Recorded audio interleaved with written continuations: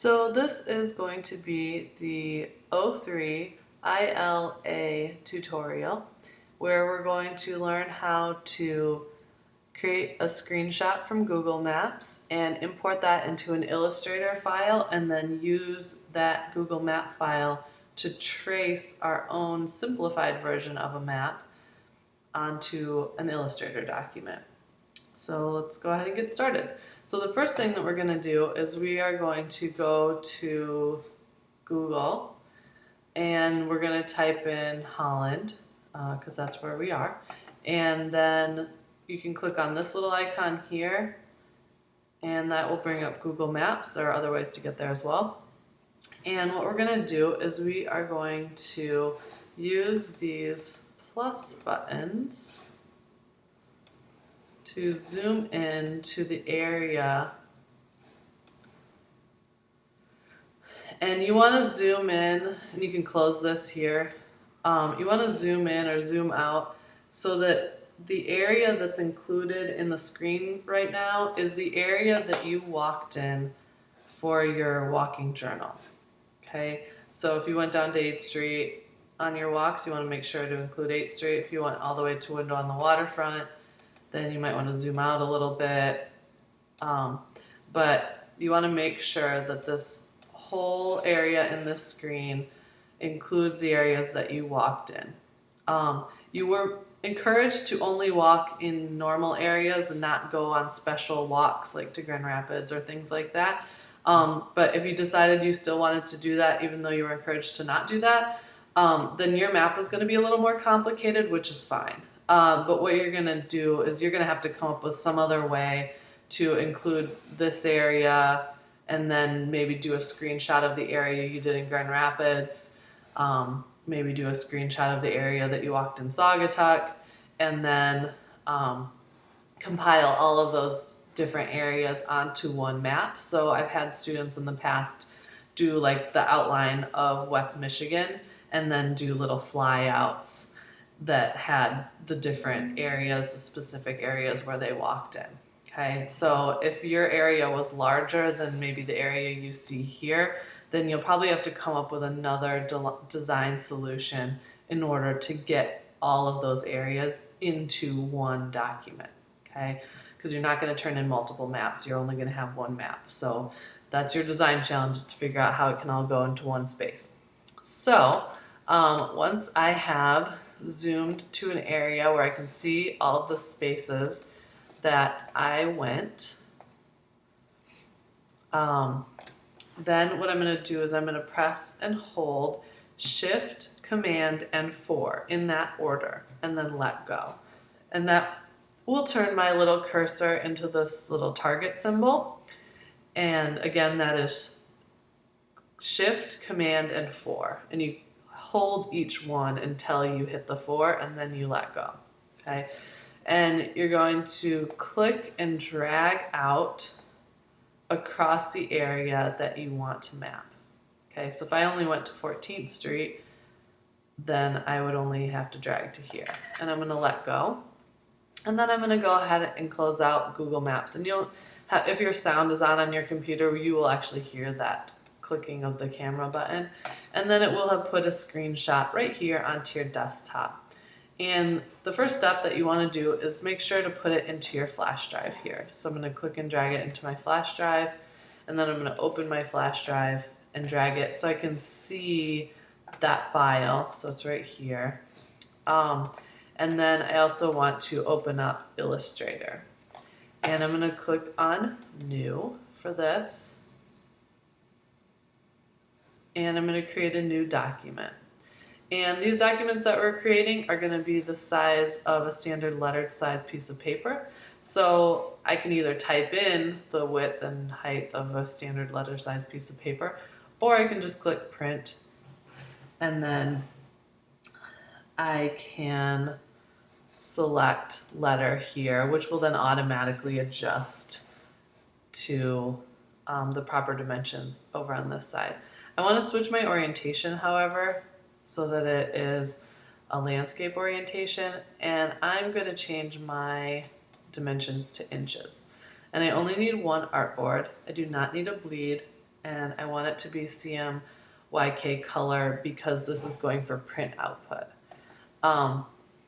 If you're going for web output, then RGB is ideal. But honestly, either method will work for either output. It's more a sure thing that it's gonna look good if you choose this color scheme.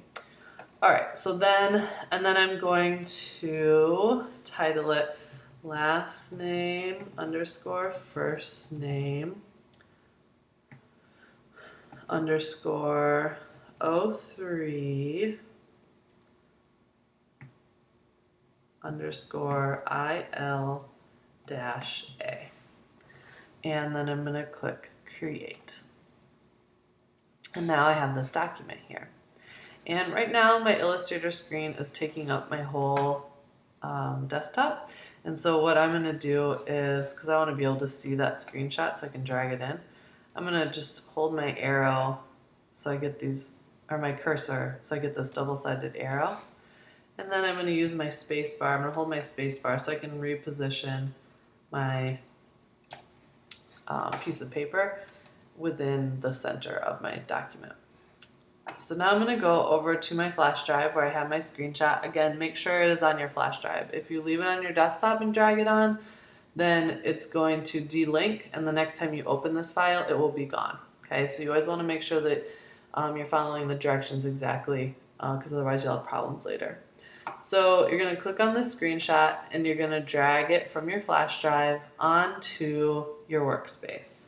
All right, and I'm going to press Command minus to zoom out because that screenshot is, right now it's larger. So some people are like wondering, what is this black square? That's your document. Okay, that's the printable space that you've created. Anything that falls outside of that is going to be deleted when you export it. So I'm going to go to my black arrow here, and if I hold my cursor above one of the corners, I'll see this double-sided arrow. And notice when I click and drag it actually crunches my map. And since we're creating maps, we want them to be realistic. We don't want to squish the streets so that some are shorter and some are longer.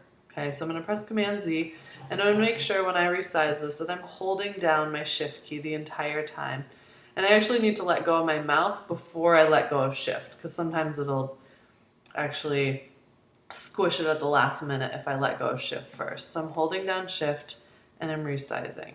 Okay, now, and then I'll double click. Oh, now I got into isolation mode. So I want to click the back arrows here. And now I have some extra white space at the top and the bottom, and that's okay. That'll actually give me room to maybe create a key later. I would maybe want to put a key down here. Or if I drag everything to the bottom, I could put a title across the top. Or if I put it somewhere in the middle, maybe I could fit a title across the top and a key across the bottom. Okay, so it's okay to have a little bit of white space on the top and the bottom, or even the right side and the left side, depending on what your screenshot looked like. So now I have this, and it's only in one layer down here. I want to make sure I can see my layers panel, which should automatically show up. Again, if you ever can't find the panels that you need, if you go to Window, Workspace, Reset Essentials, then it will reset all of your panels, and then you'll have to click these little arrows to open up panels so you can see them. But the layers panel is a standard one, so it should just automatically show up. So right now that map is on the one layer. If I click and hold on, or double click,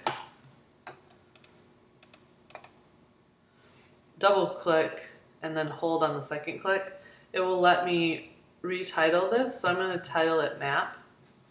And then if I just select on nothing over here, it will solidify that. And so I have my map layer, and I'm actually going to lock it, okay, so that I can't do anything to that layer, because I'm going to end up deleting that layer at the very end before I turn the document in. So it's just a guide layer. It's just to show me where the streets are, okay? And so then what I want to do is I'm going to create a new layer, which looks like this little piece of paper with the corner folded back. And layer 2 is where I'm actually going to put all of my lines. okay?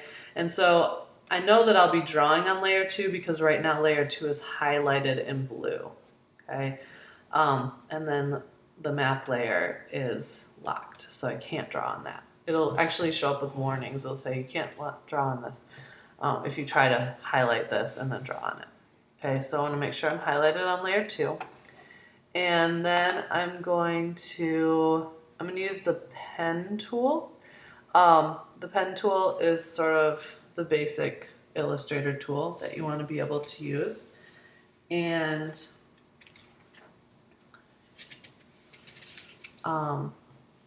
so you want to click on that. The other thing, actually a couple things just to note before I move on. So there's two types of selection tools. These are the three tools that we're going to work with. The pen tool and then these two arrows here. Okay, so we have the black arrow, which will select the entire object, and then you have the white arrow that will select individual points of the object. Okay, so that's how those work, and I'll show you that again once we have something to select. And then we have the pen tool, which can make lines, different types of lines. So first of all, we're just gonna create like a series of extra lines up at the top, just so you can show that you know how to use this tool. So the pen tool, if you just click once, it'll make an anchor point. And if you click, it'll show you where it's going to put that line. If you click again, it'll make a line. So just make a line, kind of clicking along. And notice how there's something weird is happening here, right? So this space is filled with white for some reason. So right now, and I want to stop making the line. I'm done making this line. So I'm going to press escape, which will then make that line stop.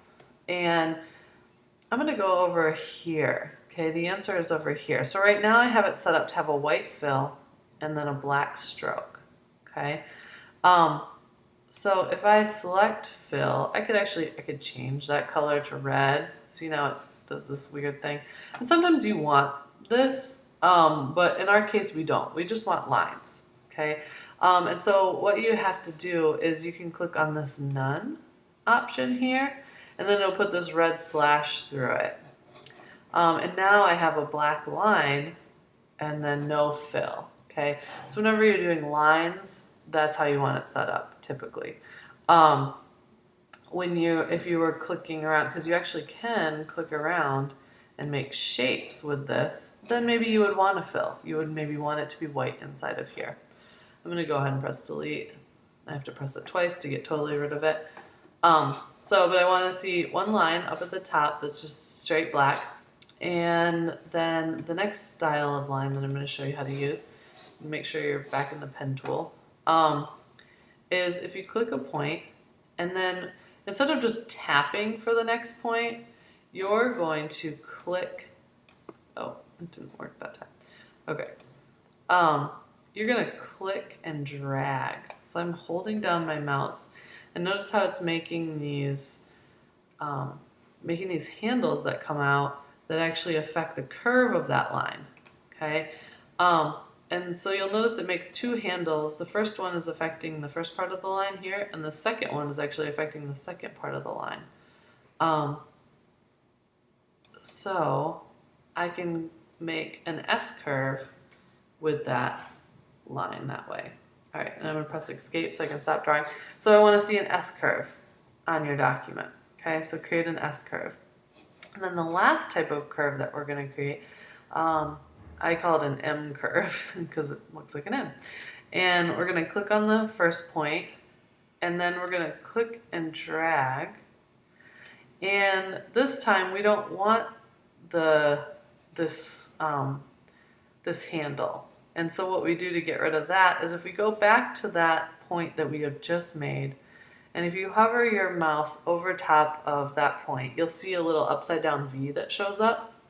And if we just tap on that point, now you see that handle has disappeared, and the next line I make can be straight, or I could click and drag it up to make an M curve. So I just tap on the original point, and then I can drag out another line. and then I go back and tap on that point and drag out another line. Okay, so this is the next thing I want to see, and then you press escape to stop drawing the line. This is the next thing I want to see is to see an M curve line here.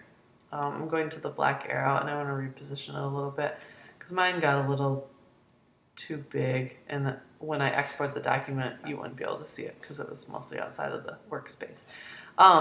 But another thing, actually, while we're here, I can squish this using, I'm in the black arrow right now, and I can squish it down. I can make it much smaller. Okay.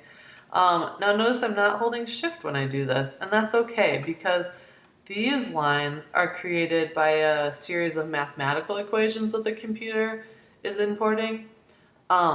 So it actually doesn't warp pixels when you squish vector-based lines. Okay, so it's okay to squish vector-based lines. It is not okay to squish pictures, like the picture we took of Google Maps, or the pictures that we imported into Photoshop. Okay, but vector-based lines, you can squish them around. Okay, so then try to resize these lines so they all kind of fit maybe in a white space above your map. And you'll end up deleting these obviously before you turn in your final map project, but I will want to see them on the tutorial. Okay, so I can kind of readjust, move those around, put them all in there. So now I have those 3 different styles of lines. And then the next thing that I want to see you be able to do is trace out some of these streets. Okay, and so we're going to use the pen tool to do that. And what you're going to do is you're going to click on, I'm going to zoom in a little bit. I'm a little too zoomed out. Press Command plus to zoom in. And I'm going to create a line for 8th Street. So I'm going to tap a point here, and then I'm going to drag my pen tool to the other side of my document. If I hold the shift key, it's actually going to create a line that is perfectly horizontal. And for some reason, my map is not perfectly horizontal, but I actually want my lines to be, even though my map is not. So I'm holding my shift key, and when I hold my shift key and drag out a line, I can make a perfectly horizontal line, I can make a 45-degree, or I can make a perfectly vertical line. Okay, so that's kind of nice. And the reason that I want that is because, I'm going to press escape, is because when I make that second line, I do want these streets to be parallel to one another, because streets are parallel to one another. That is an accurate way that streets exist in the world. So I'm going to click once, let go of my mouse, hold shift, click a second time, press escape, click once, hold shift, click a second time, press escape. And I'm going to keep going, click once, hold shift, click a second time, press escape, and I'm going to keep going until I have all of my streets. We're just looking for major streets at this point.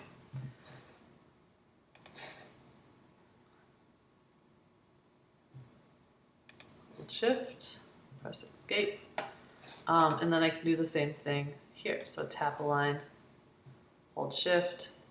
I'm going to go until I see intersect because I want these 2 streets. Oh, actually, you know what? I don't. I want to go past them. So I'm going to click down here. All right. But if you wanted that, something like that to occur here at like Lincoln Avenue, your mouse will tell you when you've intersected the line that you've created. Like, yeah. So we'll keep going there. Hold shift, click a second time, press escape. Click, hold shift, click, oops, click, press escape. Okay, and so get all the major streets on your map. And then there's 2 other things that I'll look for when you turn in your document. One is trace at least one path through the pine grove or a driveway or something that's a little more of an irregular type of shape. And one of the ways that you can do this is because, like, if you were going to trace this line here, that would be a lot of pinpoints. You just kind of click your mouse along, which that's one way to do it. But some of it's maybe a little bit curved too, so you'd have to add those curves in, and then it starts to get a little bit funky down here, which actually I should show you how to change that anyways. Press escape. Now, if I zoom in, there was a few points where like this line was curving and I didn't want it to. So I can actually click my white arrow key and I can move these different points around and hopefully get it to conform to the line that I want.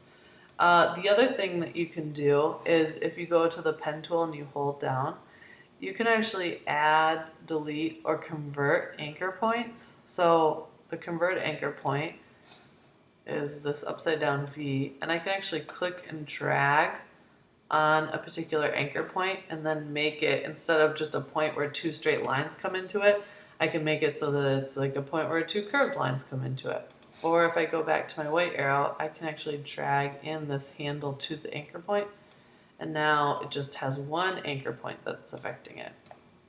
Okay, so that can be a little confusing. Feel free to rewind and listen to this again, because that's definitely more advanced use of the pen tool, and you want to make sure that you know how to do the pen tool, because honestly it's the most important tool in Illustrator. So if you can master the pen tool, then you're halfway there to being an intermediate user of Illustrator.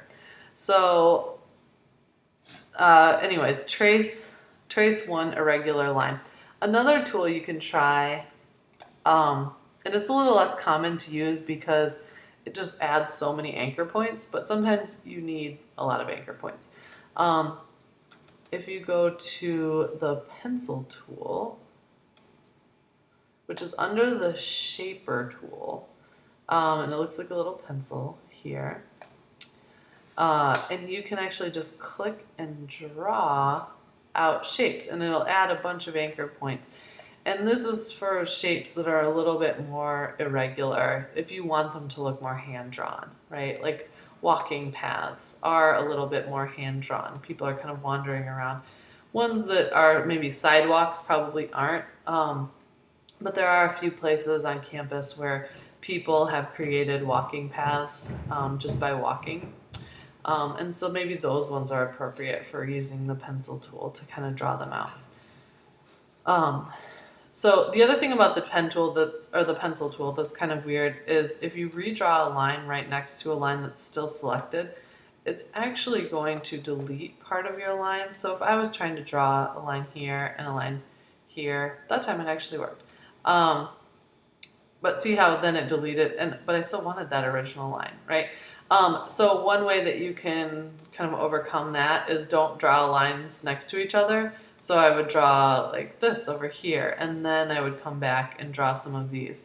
And then maybe I'd draw this over here. So it's a little more, less methodical, I guess. So if you're someone who likes to go in order, this will probably drive you nuts. But anyways, that's one way that you can get this to work out, and I can kind of click around. I really want to draw this line right now, but I can't. I have to go over here and draw a line here, and then I can come back and draw this line, right? Because if I would have drawn that line when I wanted to, then it would have deleted the line I just drew, okay? So that's something that's a little strange about the pencil tool that you just kind of have to know and work around.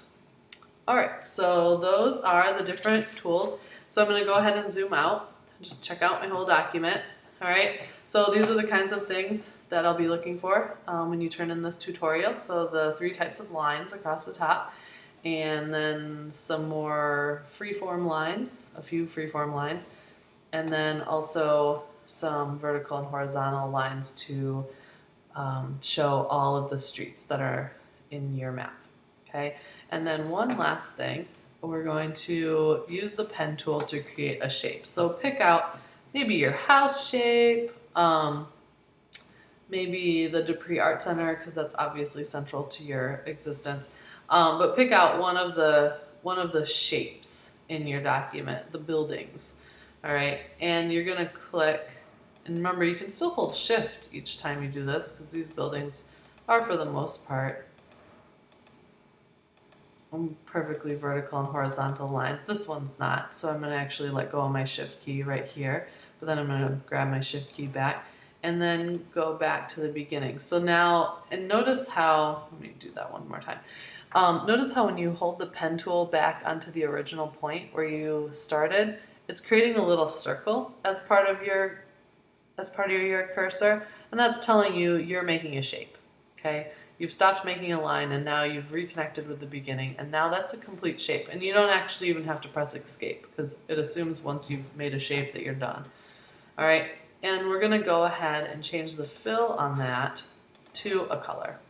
It doesn't matter what color at this point. Later you'll be choosing color schemes for your buildings and things like that, and you can leave it to have a black line around it, or you can change the black line to nothing so that, oh, I have to be selected on it though. So that it's just red and it doesn't have that black line around it. And that's purely a visual choice. Do you want that? Do you not want that? Okay. So that's the last thing that I'll look for is some kind of building shape on this tutorial. Okay. So then once you have all of these things, you're going to go ahead and go to File, and you're first going to just save it. Okay. So just save it, make sure it's putting it on your flash drive, click save, click OK. And now I have this document because I'm actually going to be using this for my final. So I want to be able to access this again. I don't want to have to redraw these lines later. Okay, so once you've just done a simple file save, then you're going to do File Save As. And this is where you're going to change it to the settings that you want in order to either send it off to the print shop, or in this case you're going to send it to the Google Drive. So you're going to select Adobe PDF here, and then you're going to click Save, and it's going to take you to this window, which this time you're not going to just click Save. You're going to edit one thing, and that's to preserve Illustrator editing capabilities. You're going to deselect that. And what that's going to do is it's going to make the file size smaller, which the print shop prefers, which I prefer, because neither myself nor the print shop is going to be editing this in any way. We're just going to be looking at it or printing it, right? So you want to make the files as small as possible for the use that they will have. All right, so I'm going to deselect that, and I'm going to click Save PDF. Now it's giving me this warning, and what that's telling me is, do you know that you will not be able to edit this document later, right? That's why we saved it as an Illustrator document first, and now we're saving it as just a smaller file for turning in. So you can click OK. If you understand this all the time, you could click Don't Show Again, and it won't show you that error message ever. So now I'll click OK, and I can look into my flash drive, and that document will be saved there as a PDF. Okay, so there's that document, and what I'm going to do is I am going to upload this to the Google Drive in the Turn-In 03 Workshops Illustrator or ILA folder. Okay, so it's going to be the Turn-In folder, the 03 folder, the Workshops folder, and then the ILA folder. And that's where you will turn it in order to get credit for having completed this tutorial.